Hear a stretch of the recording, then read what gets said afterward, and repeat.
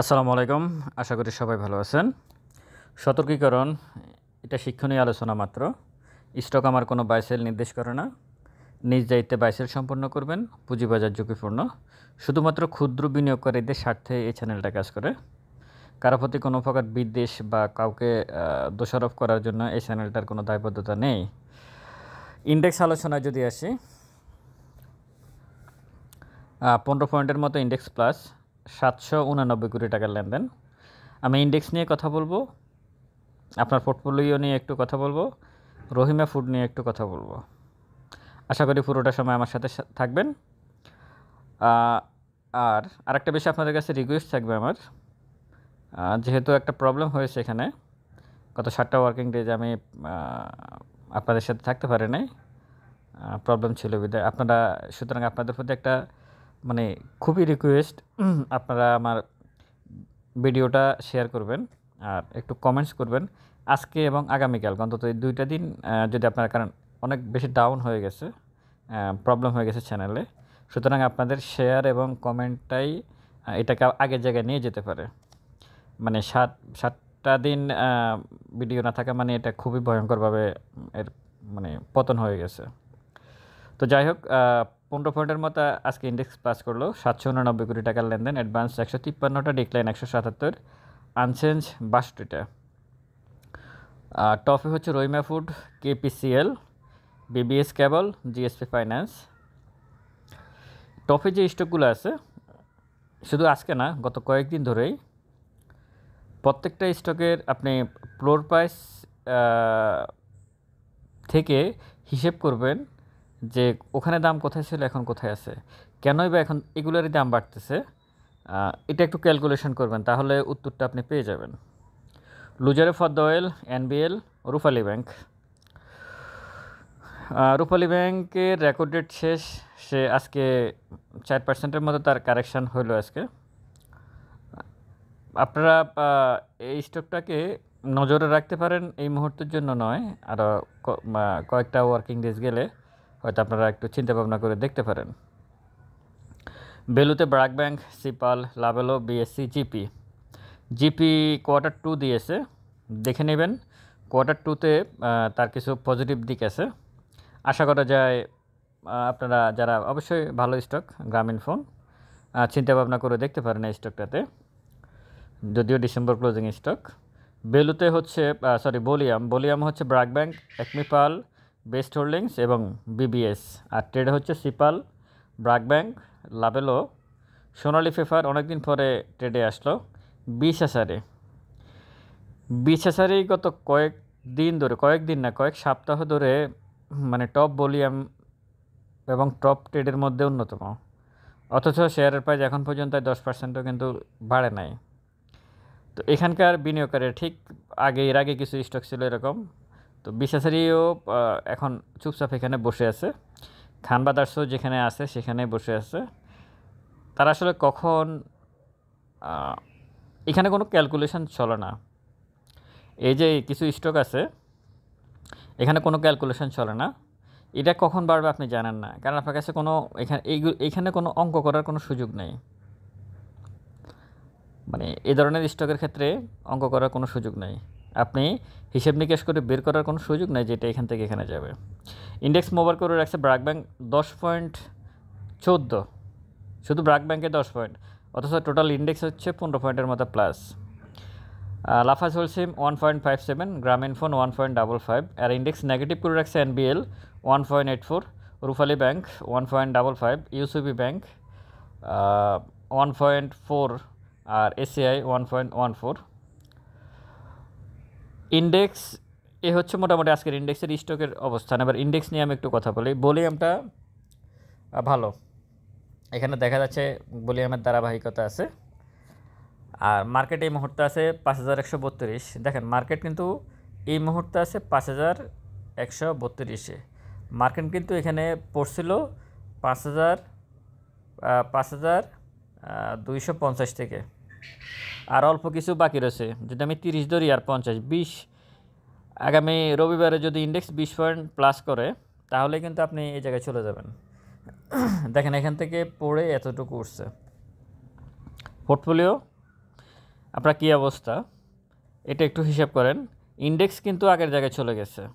Index আপনাকে সন্তুষ্ট করছে 800 কোটি টাকার, 799 কোটি টাকার লেনদেন, 800 কোটি টাকার লেনদেন আপনাকে সন্তুষ্ট করছে। লেনদেনও আপনি সন্তুষ্ট, ইন্ডেক্সের উত্থানেও আপনি সন্তুষ্ট, কিন্তু আপনার যে ট্রেডিং স্টকগুলো আপনার হাতে আছে পোর্টফোলিওতে একেবারে, যেগুলোর প্রাইস এখন বাড়তেছে গত কয়েক মাসে ধরে, যেমন Rahima food, KPCL, GSP finance, BBS কেবল, এই স্টকগুলো যাদের কাছে আছে প্রিভিয়াস ডেগুলোতে, ঠিক ইন্ডেক্স যখন এখানে ছিল, সহজভাবে আরেকটু বলি, ইন্ডেক্স যখন এখানে ছিল তখন আপনি রহিমা ফুড কিনছেন, আপনি কেপিসিএল কিনছেন, মানে যেগুলো বাড়তেছে, আমি শুধু এদের নাম বলতেছি না, মানে সবগুলা গত কয়েক মাসে যে টপ ছিল এখানে কিনছেন। ইন্ডেক্স তো এখানে চলে আসছে, আর 20 পয়েন্ট হলে কিন্তু ইন্ডেক্স এখানে চলে আসে।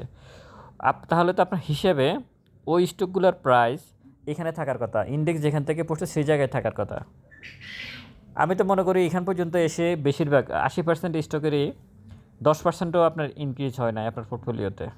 2-1টা স্টক হয়তো বাড়ছে, যেটা মানে গণায় ধরা যায় না। তাহলে কি হলো, মানে ব্যাপারটা তাহলে কি দাঁড়ালো, কি বুঝলেন? তাহলে শুধু ইন্ডেক্স আর লেনদেন বাড়লেই হবে না, আপনারা কার হাতে টাকা দিচ্ছেন, কোথায় আপনারা টাকাটা বিনিয়োগ করতেছেন, কোথায় ইনভেস্ট করতেছেন। এখনও ইন্ডেক্স এই কতটুকুতে বাড়াতে 3 দিন 4 দিনের গ্যাপ খোঁজেন, বা 5 দিন 7 দিনের গ্যাপ খোঁজেন। এই জায়গাও অনেক খুঁজছিলেন, এই কতটুকু ফলাফল কি হয়েছে। এখানে অনেকের এই ঘটনার মধ্যে অনেকের ডায়াবেটিস হয়ে গেছে, হার্ট অ্যাটাকের মতো অবস্থা হয়ে গেছে, হার্টে হয়তো রিংয়ে পড়ানো, অনেকের অনেক সমস্যা হয়ে গেছে।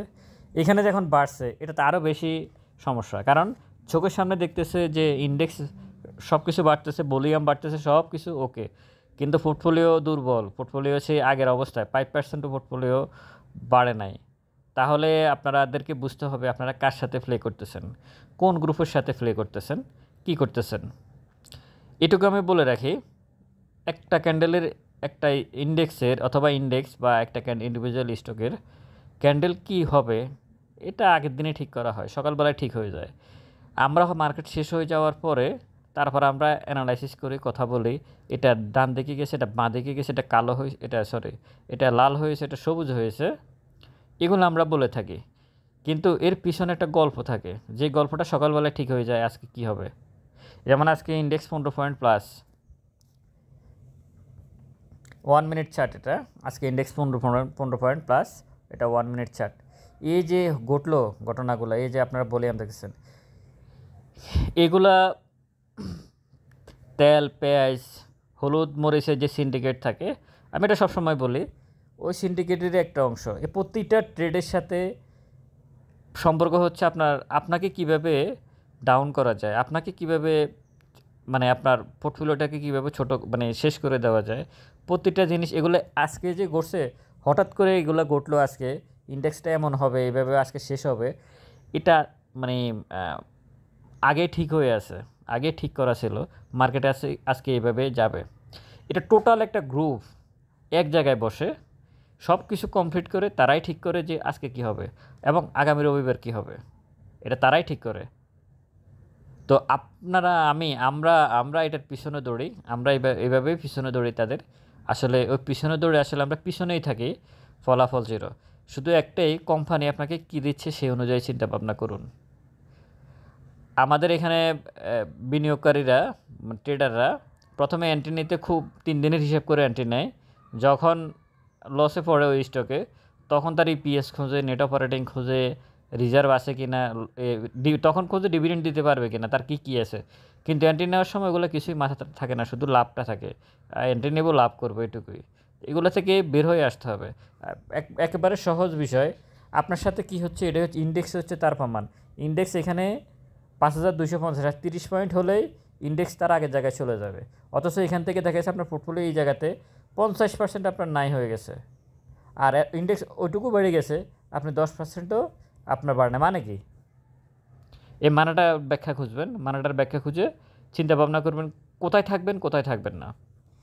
আরেকটা বিষয় দেখি, রহিমা ফুড, আমি যেহেতু রহিমা ফুড টপে আছে আজকে 1 নম্বরে, তো রহিমা ফুড দেখেন, রহিমা ফুড যখন ফ্লোর ছিল রহিমা ফুড যখন ফ্লোর ছিল তখন ছিল এখানে এই যে ফ্লোর এখানে 240 টাকা ছিল, এখন হচ্ছে 122 টাকা, 122 টাকা আজকে, হ্যাঁ 122 টাকা। তো 122 টাকা ধরেন, 120 টাকা ধরলাম আমি, 120 হলে 240 সমান সমান কত হয় হিসেব করেন, কত টাকা মানে এখানে কত টাকার গ্যাপ আছে। তাহলে এগুলো তো বাড়বেই। এখানে কেন বাড়তেছে এগুলো? কারণ এগুলোতে কেউ নাই এখন আর। মানে আপনি আপনি যদি এখানে নতুন করে আসেন তাহলে আপনি আগে পোর্টফোলিও লসে আপনি স্টপ লস মেনে নিয়ে আপনি লসটাকে মেনে নিয়ে আপনি যদি 1 কোটি টাকা নিয়ে আসেন তাহলে বা 10 লাখ টাকা নিয়ে আসেন, 5 লাখ টাকা 4 লাখ টাকা লস মেনে নিয়ে আপনি এখন রহিমা ফুড নিয়ে বা সরি মানে এই ধরনের স্টক নিয়ে আপনারা এখন আসেন। তো ঠিক আছে, থাকতে পারেন, প্রফিট অবশ্যই টেক করা যেতেই পারে, প্রফিট টেক করা ভালো, কিন্তু আপনাদেরকে এটুকু বুঝতে হবে যে এটা কোথায় ছিল এবং কোথায় আসছে, এই বিষয়গুলো আপনাদেরকে ক্যালকুলেশন করতে হবে, টোটালি ক্যালকুলেশন করতে হবে। তা না হলে আপনারা বিব্রতকর পরিস্থিতিতে পড়বেন, আগামী দিনগুলোতে আবারও বিব্রতকর পরিস্থিতিতে পড়বেন। তো আশা করি আপনারা বুঝতে পারতেছেন যে আপনাদের কী করা উচিত। স্টক আলোচনা এটুকুই। আমি এতক্ষণ পর্যন্ত যে কথাগুলো বললাম প্রত্যেকটা কথা হচ্ছে ক্ষুদ্র বিনিয়োগকারীদের স্বার্থে, কোনো স্টকের বিরুদ্ধে বা কোনো ব্যক্তি বিশেষের বিরুদ্ধে কোনো কথা নয়। সতর্কীকরণ, এটা শিক্ষণীয় আলোচনা মাত্র। আমার স্টক কোনো বাই সেল নির্দেশ করে না, নিজ দায়িত্বে বাই সেল সম্পন্ন করবেন, পুঁজিবাজার ঝুঁকিপূর্ণ। স্টক সাজেশন পোর্টফোলিও ম্যানেজ করার জন্য ডেসক্রিপশন বক্সে নাম্বার দেওয়া আছে, যোগাযোগ করতে পারেন। হাতের লেখা একটা বই আছে 50 পৃষ্ঠার, সংগ্রহ রাখতে পারেন। বিশেষ করে নতুন বিনিয়োগকারী যারা 2-3 বছর হয়েছেন মার্কেটে আসছেন তাদের জন্য এই লেখাটা খুবই গুরুত্বপূর্ণ বলে আমি মনে করি। এই জন্য অবশ্যই আপনাদেরকে একটা এন্ট্রি ফি প্রদান করতে হবে। ভালো থাকবেন, আর আমার ভিডিওগুলো আপনারা আশা করি শেয়ার করবেন আর একটু কমেন্টস করবেন অন্তত আজকের দিন এবং আগামীকালই 2 দিন, যাতে আমি আমার যে প্রবলেমটা হয়েছে প্রবলেম থেকে যাতে আমি একটা জায়গায় পুষতে পারি। আশা করি আপনারা এবং গত কয়েকদিন আপনারা যারা আমাকে ফোন দিয়েছেন, আমার খোঁজখবর নিয়েছেন আসলে আমি অসুস্থ কিনা বা কী হলো ভিডিও দিতে পারতেছি না কেন, তাদের সবার প্রতি কৃতজ্ঞতা। আপনারা ভালো থাকবেন, দোয়া করবেন, আমি আপনাদের জন্য দোয়া করি। আসসালামু আলাইকুম।